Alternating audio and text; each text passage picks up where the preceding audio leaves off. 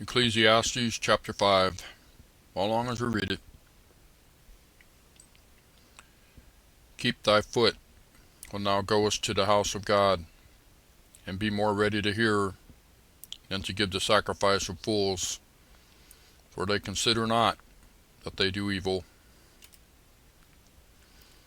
Be not rash with thy mouth, and let not thine heart be hasty to utter anything before God.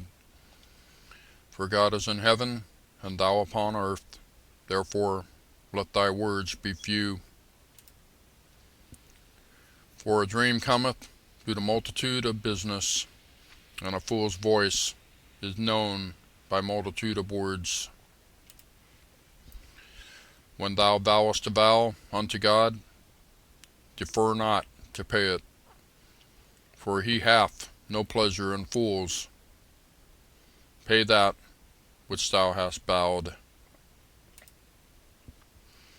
Better is it that thou shouldest not vow, than that thou shouldest vow and not pay. Suffer not thy mouth to cause thy flesh to sin, neither say thou before the angel that it was an error. Wherefore should God be angry at thy voice, and destroy the work of thine hands? For in the multitude of dreams and many words there are also divers vanities. But fear thou God. If thou seest the oppression of the poor, and violent perverteth, or the violent perverting of judgment and justice in a province, marvel not at the matter, for he that is higher than the highest regardeth, and there be higher than they. Verse 9. Moreover, the profit of the earth is for all the kings himself is served by the field.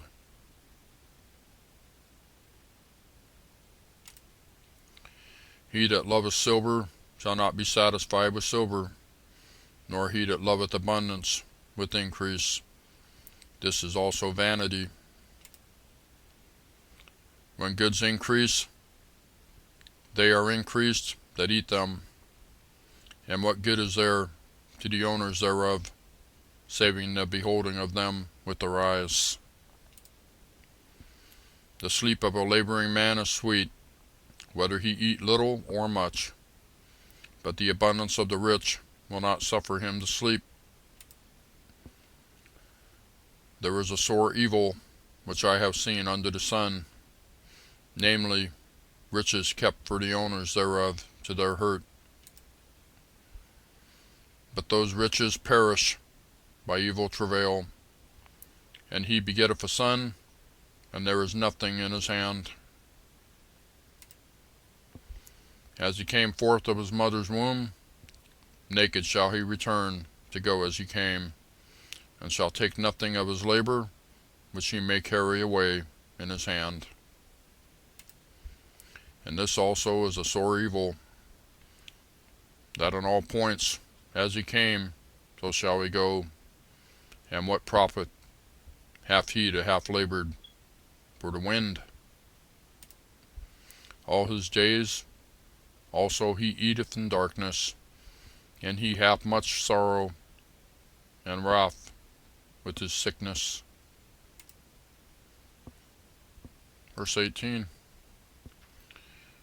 Behold, that which I have seen, it is good and comely for one to eat and to drink, and to enjoy the good of all his labor that he taketh under the sun all the days of his life, which God giveth him, for it is his portion.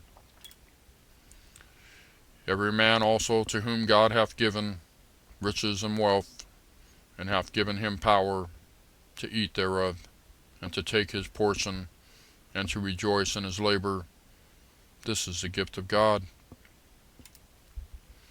For he shall not much remember the days of his life, because God answereth him and the joy of his heart.